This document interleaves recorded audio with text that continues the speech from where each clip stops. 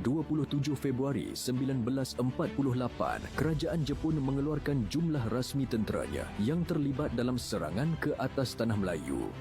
Pada hari ini dalam tahun 1948, Kerajaan Jepun mengeluarkan jumlah rasmi tenteranya yang terlibat dalam serangan ke atas Tanah Melayu pada 9 Disember 1941 hingga Ogos 1945.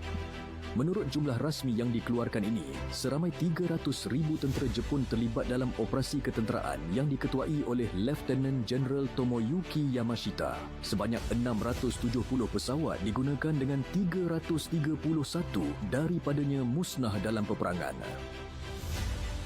Operasi ketenteraan oleh Jepun ini dirancang dengan teliti dan tersusun.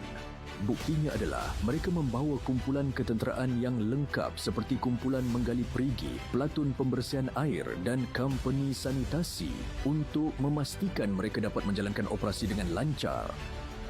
Pendudukan Jepun di Tanah Melayu bermula dengan pendaratan mereka di Pantai Sabak, Kota Baharu, Kelantan pada 8 Disember 1941.